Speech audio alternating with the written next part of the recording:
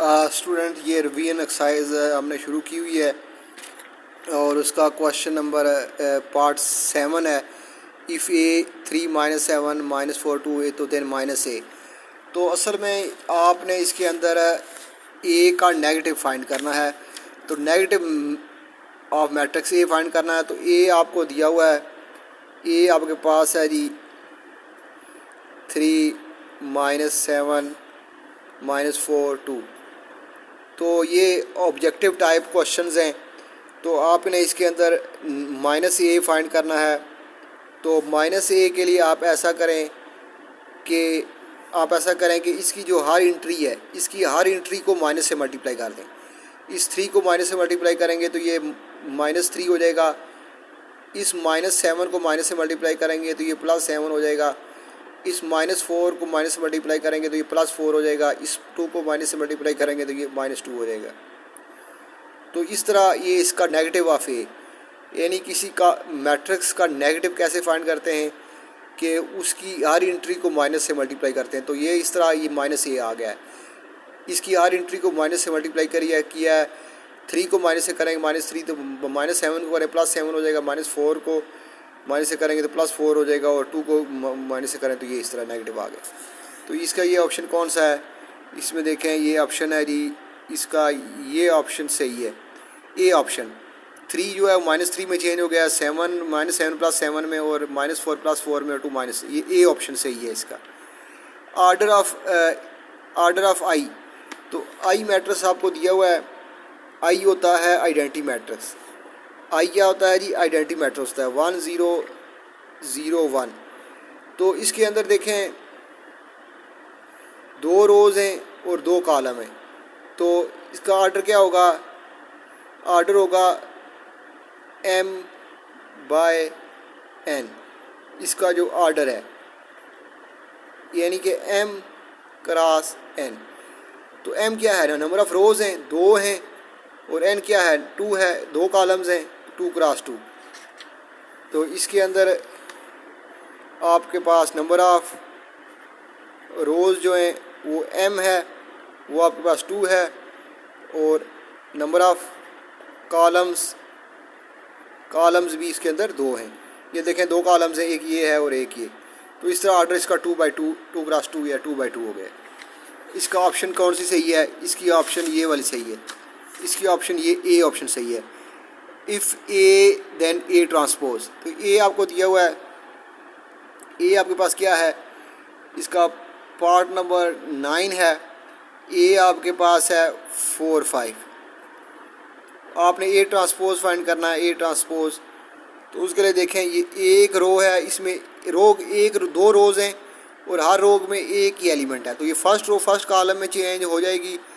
तो रो में एक एलिमेंट है तो कॉलम में भी एक एलिमेंट होगा। तो ये फर्स्ट रो फर्स्ट कॉलम हो गया, ये फर्स्ट कॉलम बन गया और सेकंड रो जो है वो सेकंड कॉलम बन जाएगा। तो ये सेकंड कॉलम है। तो कॉलम ये सेकंड कॉलम है, ये फर्स्ट कॉलम है। तो फर्स्ट रो फर्स्ट कॉलम बन गई है, सेकंड रो सेकंड कॉलम बन गई। तो कॉलम में भी एक मैट्रिक्स है, रो में भी है। तो ये ट्रांसपोज। तो इसका ऑप्शन ये सही है, डी ऑप्शन सही है।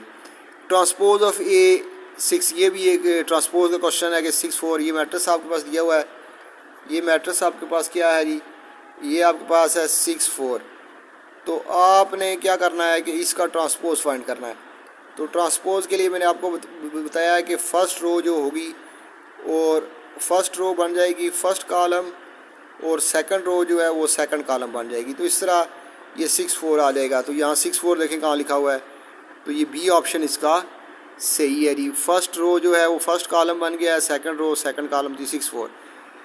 If A transpose is equal to -a, अगर ए का ट्रांसपोज मैट्रिक्स के नेगेटिव, अगर किसी मैट्रिक्स का ट्रांसपोज लें और अगर किसी मैट्रिक्स को माइनस से मल्टीप्लाई करें और दोनों इक्वल हों, तो फिर क्या होता है, अगर एक ए मैट्रिक्स का ट्रांसपोज लें और कि उसी मैट्रिक्स को माइनस से मल्टीप्लाई करें और दोनों इक्वल आ जाएं, तो फिर मैट्रिक्स क्या होता है, स्क्यू सिमेट्रिक। तो ये कौन सा मैट्रिक्स होता है, स्क्यू सिमेट्रिक।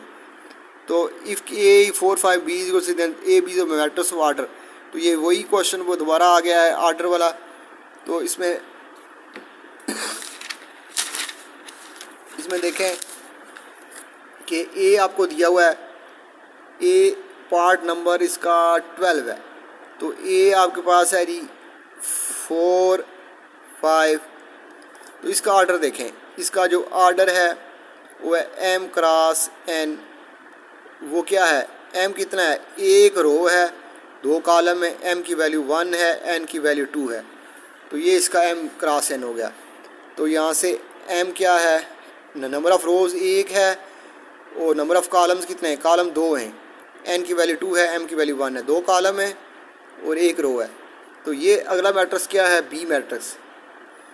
बी मैट्रिक्स आपको दिया हुआ है 3 क्रॉस 3 3।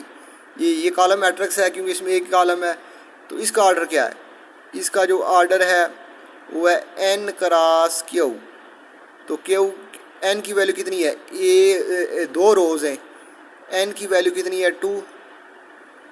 ऑर्डर क्या होता है, number of rows cross number of column. तो दो रोज़ हैं और कॉलम कितना है, एक। तो ऑर्डर क्या होगा, 2 क्रॉस 1। यहाँ क्यू की वैल्यू कितनी है, 1 है।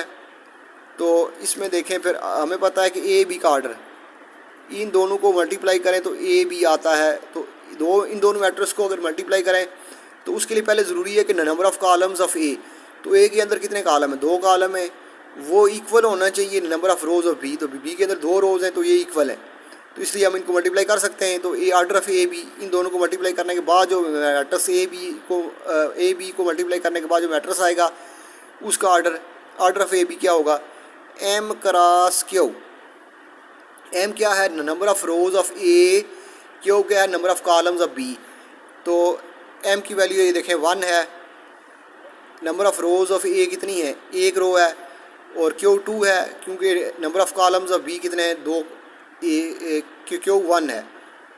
एम क्या है, number of rows of A, तो एक रो है और बी के अंदर कितने कॉलम है, एक कॉलम है। तो 1 क्रॉस 1, क्यू की वैल्यू 1 है तो क्यू भी 1 है, एम भी 1 है, तो 1 क्रॉस 1। तो ये देखें ये मैट्रिक्स कौन सा बना, फिर इसका ऑर्डर फिर क्या बना, ये मैट्रिक्स ने दिया हुआ है 1 क्रॉस बी, ये बी ऑप्शन सही है इसका।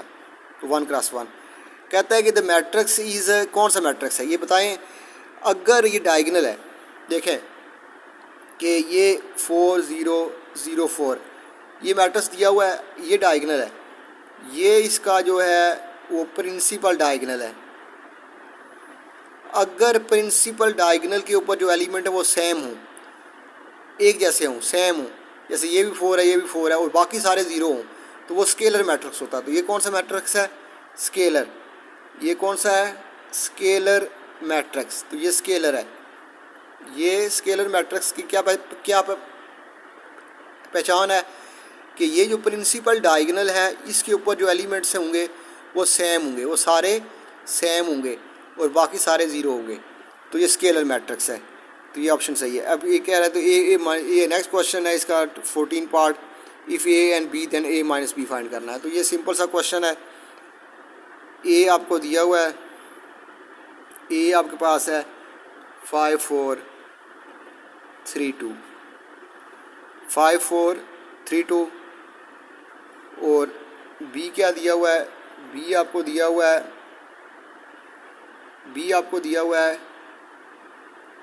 2 5 2 4, टू बी आपको दिया हुआ है 2 5 2 4। तो आपने क्या फाइंड करना है, आपने इसमें ए माइनस बी फाइंड करना है, यानी ए और बी को माइनस करना है। तो सबसे पहले ए लिखें। ए क्या है, ए है 5 4 3 2 माइनस बी क्या है, बी आपके पास है 2 5 2 5 2 4।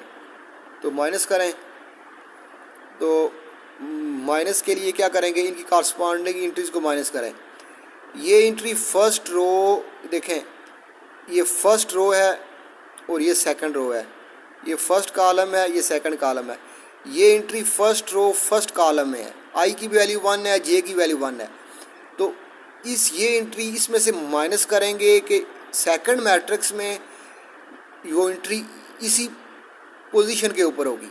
सेकंड मैट्रिक्स के अंदर जो एंट्री इसी पोजीशन के ऊपर होगी, यानी ये entry first row first column में है, तो सेकंड एंट्री ये भी फर्स्ट रो फर्स्ट कॉलम में है। तो ये इसके कॉरस्पॉन्डिंग है, क्योंकि इसकी पोजीशन और इसकी पोजीशन सेम है। इसमें भी आई की वैल्यू 1 है, जे की वैल्यू 1 है, तो इसमें भी आई की वैल्यू 1 है, जे की वैल्यू 1 है। फर्स्ट रो है, आई होता है रो नंबर और जे होता है कॉलम नंबर। तो ये कॉरस्पॉन्डिंग है। ये 4 देखें फर्स्ट रो सेकंड कॉलम में, ये 5 फर्स्ट रो सेकंड कॉलम में है, तो ये इसमें से ये 4 में से 5 माइनस करेंगे। ये सेकंड रो फर्स्ट कॉलम में है, ये भी सेकंड रो फर्स्ट कॉलम में है, तो ये इसमें से माइनस होगी। ये सेकंड रो सेकंड कॉलम में, ये भी सेकंड रो सेकंड कॉलम में है, तो इसमें से ये माइनस करेंगे। तो फाइनल आंसर आपके पास क्या आ जाएगा? 5 में से 2 निकाला 3, 4 में से 5 निकाला -1, 3 में से 2 1 और -4 में से 2 निकाला तो -2। तो ये इसका आंसर है। तो ये 3 -1 ये कहाँ लिखा हुआ है? ये ऑप्शन दी हुई है इसने 3 -1 1 -2। तो ए ऑप्शन सही है, इसकी ऑप्शन ए सही है, 3 -1 1 -2। तो इस तरह ये आगे देखें। आगे सिंपल सा क्वेश्चन है, फार्मूला आपने बताना है। If A is a non singular matrix then A inverse.